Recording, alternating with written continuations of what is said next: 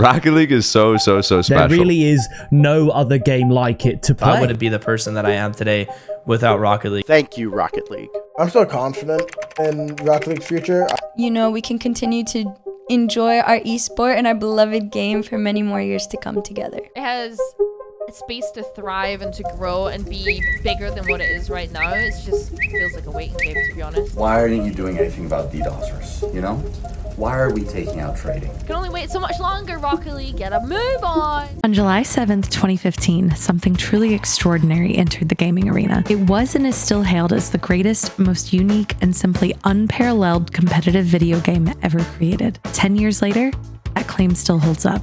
Rocket League remains unrivaled and unduplicated, a lightning strike in the world of esports.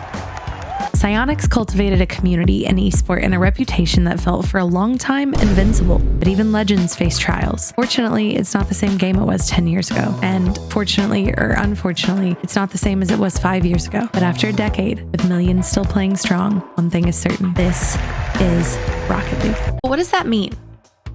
What does "this is Rocket League" mean today? How does it stand among the greats after a few years of changing opinions? And how did one of the greatest video games of all time have one of the biggest falls in gaming history? And how's it doing today? This is a history of Rocket League. Before Rocket League, there was a Whisper, a game with a ridiculously long name and an even tougher learning curve. Supersonic acrobatic rocket-powered battle cars. Released back on the PlayStation 3 in 2008. Actually, not the first game released by Psyonix, but whatever. SARP was a cult classic. A small, hardcore group of players absolutely loved it, but it just couldn't grab mainstream attention. The controls were a pain, the visuals felt dated, and it was missing the polish it needed to become a true phenomenon. But the developers at Psyonix knew they were onto something special. They had captured a feeling that no other game could match. The perfect mix of high-speed driving and skillful physics-based soccer. The idea was brilliant. But as soon as we got through that, we're like, we have to, if we don't do it now, we're never going to do it. And we know we all want to do it, so we're doing it. So Psyonix took a huge risk. They scraped together $2 million, dove into fan feedback, and started building what would become a life-changing masterpiece for so many people. When Rocket League came out, I was living in an upstairs bedroom in this very house. From Season 5 onwards, with Rival Series, PAX, Intel World Open, like my career took off. None of that would be possible without all of the people who have worked tirelessly and often thanklessly to make this sport and community what it has become. On July 7th, 2015, Rocket League launched on PlayStation 4. And that's when everything changed. Millions of players downloaded it on a whim, thinking it would be a silly party game. It became an overnight sensation. The game was so easy to pick up, but its skill ceiling was in another galaxy. This was it. This was the game you had to download. This was the game you had to sink all your hours into. This was the game you had to tell all of your friends about. Rocket League is so special. As a creator in the scene, it's given me my entire career up until this point. And aside from that, I have memories that I hold dear to my heart, and I've made friends that I know will last a lifetime. I think there's something so special about the game just being so simple that it allows for so many different people with so many different backgrounds and stories with gaming to be able to come together, and it allows them to all, join together online and make those stories together. With a huge and passionate player base, the next move was obvious. Esports. In 2016, Psyonix announced the first ever Rocket League Championship Series, the RLCS, with a $55,000 prize pool. This was the moment Rocket League went from a popular game to a global powerhouse. We watched as players invented mind-bending mechanics on the fly. Then came the moment that defined the sport. In the Season 5 World Championship, NRG Esports was down a goal against the powerhouse team Dignitas with 0 seconds left on the clock. The ball was kept up through sheer willpower. It floated high in the air, a play that looked completely impossible, and then Justin, a rookie at the time, flew up and tapped it into the net, forcing an overtime. The crowd went insane, the casters went insane, and the casters' call became legendary. This is Rocket League! And unbelievable hype. RLCS has created legends and shown off the talent of some of the best esports athletes who have ever existed. From Kronovi, who paved the way, TurboPulsa and Monkey Moon, who redefined what it meant to be the GOAT, from Squishy to Justin to Zen, who constantly made themselves a core part of the history and legacy of this game, Reddles and Jack and Arsenal, who changed the way of what it meant to be at the top of your game and the top of the content scene, to K-Dop, Fairy Peak, TRK, Nupo, and GarrettG, who inspire players every time they touch the field. All right, how do I feel about Rocket League? For me, it's very hard to ever be negative about the game because it has provided so much for me. When I was 14, I did not think 10 years later I'd still be playing it. I did not think I'd still be playing it after I retired. You know, I didn't know I loved the game that much. But no, it's provided everything for me. It's my livelihood, my relationships, my friendships, the experiences I've been through. They've all been related to the game over the last 10 years, and for that I'm extremely grateful. I'm still confident in Rocket League's future. I think in the past we definitely have not gotten what we've wanted or expected in terms of meaningful updates or communication. But I do think that this game has changed my life and many others. And Rocket League history is not Rocket League without the creators who got it where it is today. YouTubers like John Sandman, streamers who break the norm, freestylers and innovators like Jazer, one-of-a-kind creators like Mertzy, Athena, who soared outside the game, Waiton, the storyteller who changed it, the greats like Sunless, the legends like Musty, those who make history like me, those who soar above everyone else like Tenacity, comedians like Frowsy, executioners like Woody, and those like Rocket Sledge who have always been one step ahead of the game. And there was a time when we'd have community spotlights so more people could find them and connect with fans, creator garages to be a part of the game. I'm not jumping ahead. I've been playing Rocket League and making content since 2016, and it's no secret that it's absolutely changed my life. I think for myself and a lot of people, the reason why we keep coming back to the game, even if we take a break, is due to how unique it is. There really is no other game like it to play. Whilst I don't agree with every single decision that Psyonix, Epic Games has ever made regarding Rocket League, I'm very, very grateful for the game and most importantly, the community surrounding it. It's one of the strongest gaming communities in the world. I've met tons and tons of people, had incredible experiences, and I owe it all to this little game where we shoot the ball into the net with a rocket-powered car.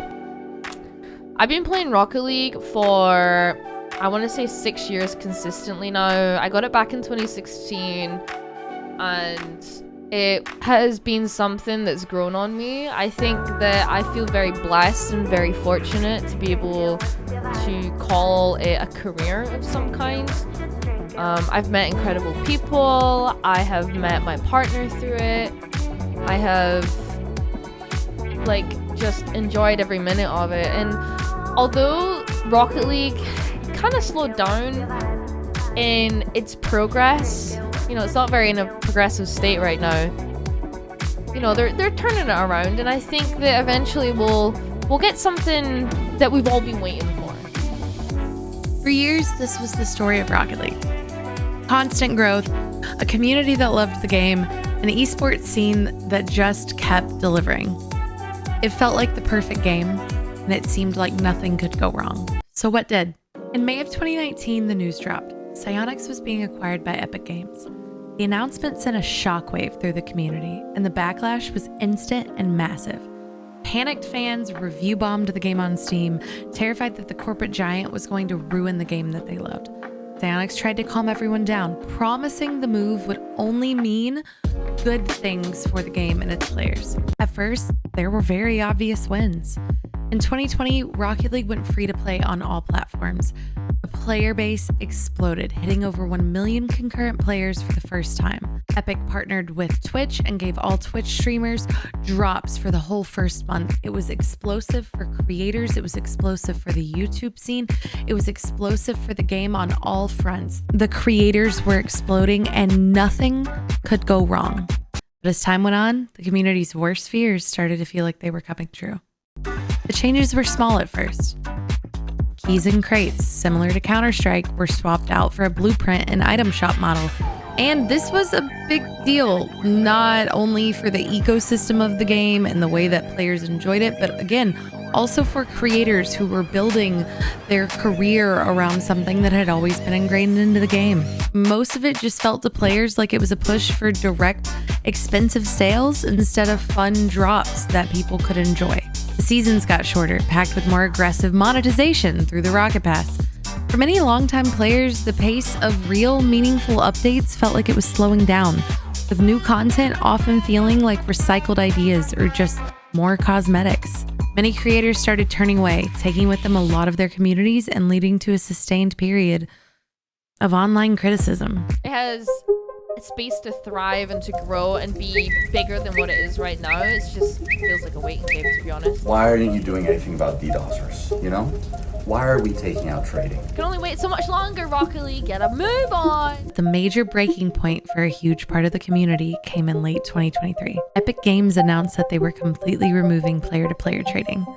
This feature was the heart of a massive community economy, a way for players to build their dream cars without spending a ton of money in the item shop. It was also a heart of the creator community. It was a big part of what streamers would give back to their fans and community. It was a big part of the YouTube ecosystem that people would build content around.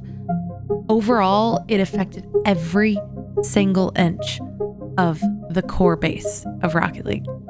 The community saw it as a final betrayal of the game's player-first identity, a corporate move designed to force everyone into the item shop. The promise of future cross-game ownership felt like a weak excuse for ripping out a feature that had been a part of the game's soul for years.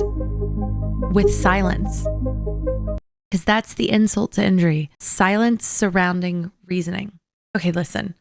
A multi-million-dollar company does not have to answer to the creators that built its cult following. But a game that has fostered such passion and uniqueness and closeness with its entire community should. And they never did. And then the pro scene started to topple. Silence in the esports community to every org involved started to see the greatest orgs of all time pull out. And the esports scene itself has its own dramatic chapters of highs and lows that I could spend another hour on. Here's the problem with Rocket League esports right now. Longevity, or sticking it out. It's just bad business.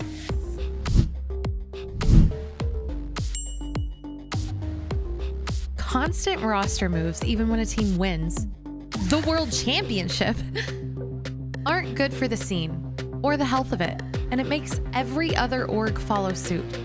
When a team has a bad season, they're dropped. When a team has a good season, they switch it up. This isn't reliable for sponsors and partners, and even with the increased updates from Epic Games and Psyonix, orgs won't stick around if this happens, and it's destroying opportunities. And it's also not good for the players or player mental health or maturing the scene or a team. Rocket League arguably has such a young professional player base, and you see current day prodigies not being able to have the runs that the originals like Justin or First Killer did, because if their team doesn't win right away, boom, they're moved and they don't have a chance to foster a relationship or learn with their team. As an esport that desperately wants to find itself tier 1, no team anymore is willing to spend a couple seasons building themselves into something. And that's not really the team's fault. Many orgs are coming in without a big picture plan. They're scooping up Cinderella story teams or legendary season teams or one and dones, and then being extremely disappointed when those teams don't perform the same the next season in an ever-growing esports. Because they're either making promises to sponsors or putting in money that they don't have. So the pressure from those orgs are to perform the best or you're dropped. So players make decisions to drop players. Players make decisions to do everything that they can to change up something that they should have been working on, and so on and so on and so on. And it's just bad business.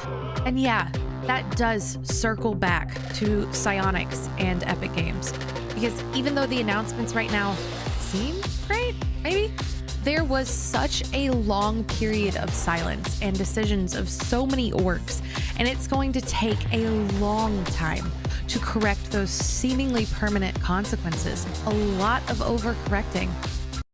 But they're not the scapegoat here. On orgs right now to be better business people and make better business decisions and make better business practices coming into this scene that they show time and time again that they don't seem to have an understanding of. Because the instability these orgs are bringing into the esport right now is affecting livelihoods, paychecks, and it keeps the scene from learning from fantastic, successful esports and growing the way it deserves. The problem right now with Rocket League esports might be following a lack of communication from Epic Games and Psyonix, but what it is at its root are orgs unwilling to learn and adapt and to commit to Rocket League esports. There are so many amazing players out there. There are so many amazing talent, and it is a waste to see them thrown in with a team that they can build with and learn with, but not being given the opportunity to do so. So if there's one thing I'd say to orgs right now, reevaluating or looking to enter for the first time or looking to come back, come in and have a plan, a multi-season plan. Make your players feel comfortable and safe and prioritize them. Prioritize the long run. Going into this so short-sighted is killing Rocket League esports, and it's killing careers, and it's ruining your opportunities to build long-term relationships, fans and communities, and more. Learn from the community, adapt, stick around, and build a dynasty again. But at the end of it, I think the biggest frustrations are still around in 2025. The ghost of a promise made years ago, a move to Unreal Engine 5. The community has been waiting for a true next-gen version of the game, but years have gone by with almost zero communication, making many believe the project was killed off in favor of rocket racing in Fortnite. And that was something that ended up being pushed to the side after a few months in the Epic Cinematic Universe. And to a lot of players, it feels like the game is just in maintenance mode, a cash cow being milked instead of a passion project being cared for. And then there's the DDoSing that is being complained about by pro players, creators, high-level players, people in the community who have never streamed, never touched YouTube or anything. And there's been a statement. There's been statements saying, hey, we're working on a fix. And then nothing comes. Once again, in the vast all of it, the most beautiful community in the world, the most open, the most communicative, is slowly itself by just lacking honesty and communication. So here we are on July 7th, 2025, 10 years after launch. Rocket League is in a strange spot. The game is arguably bigger than ever, with a massive player base and a pro esports circuit that's celebrating the anniversary with special events and free stuff. Yet, a persistent negative chatter and a feeling of emptiness and unfulfilled promises still lingers. And while some reactions might be a bit extreme or misguided, much of it just stems from hopelessness. Rocket League is a very special game. Similar to what my mother told me when I was younger. Being special. Excelling in some areas and then severely lacking in social awareness. Rocket League does that as well. Phenomenal base game, horrific social awareness. Why are we taking out trading? Why aren't you doing anything about DDoSers, I think, okay, maybe Rocket League is just a little special, just like I am. And I think I've learned to push through that. And I think Rocket League can too. So I look forward to seeing whether it can live up to its potential, but I do know that it's changed a lot of lives to this point, and it will continue to do so, including my own. So that's my 2 cents. The gameplay itself, the magic that made everyone fall in love with it a decade ago, is still there and as brilliant as ever. Rocket League has, I don't even know if these words are enough, absolutely fundamentally changed my life.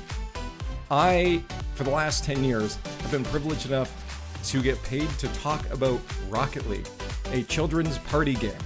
Who else gets to say that? This has been my entire life for the last 7 years. I feel like I've gotten to see so many changes, good and bad, throughout the years. But one positive that one positive I want to talk about more than anything in the world is just the acceptance of women into the gaming sphere, into the esports scene, especially over the last 3 years. Nothing has even come close to replicating that feeling, but everything around the core game has changed. Big conversations that people are having and creating content around and posting about aren't cool new mechanics. They're about server problems, DDoSing, a broken MMR system, how has destroyed the game and how it'll never be the same. Yet through all of that frustration that seemed to kill the core community and strike at the esports scene, once again, a whisper's in the air. For me, Rocket League has been really nothing but an amazing experience. I know I like to be really goofy in a lot of my videos, but for me, Rocket League has genuinely changed my life. A revamped roadmap for the competitive scene, a map for the community to follow, creators being involved in the game again, community spotlights returning, creators being brought back into the fold, including myself. Thank you. And LAN events bringing back great energy and appreciation for the fans and the creators who have remained involved and loyal to the game. It's crazy. To have such a strong community after more than 10 years is really quite unique. There aren't many games that can boast a community as strong as Rocket League, and it really does make me feel positive going forward for the future. I think this is a hot take, but I am very optimistic about the future. I think that for the people who are really around like year one, even the state of the game now is something that I would not have expected playing it back then. And I am never going to forget how lucky I am to be in this position. It's not just the fact that I get to do that, it's what it's introduced and changed into my life. 10 years later, Rocket League's legacy is solid. It's a testament to just how good Psyonix's original game is, that even with all these issues, the ups and downs, millions of people still log on and play every single day. It's a one-of-a-kind game that completely changed what a sports game could be. It's a story of humble beginnings, explosive success, legendary moments, and a community whose passion has kept the fire burning. But it's also a warning about what can happen when a beloved game gets caught in the gears of a much larger machine. The incredible foundation is still there, but its future is hanging in a delicate balance, caught somewhere between an unmatched legacy and a very uncertain road ahead. But like we said, that whisper is again in the air, something hopeful for the future. The story of Rocket League is still being written. So before we go, what are some of your favorite memories from the last 10 years? What do you think is next for the game?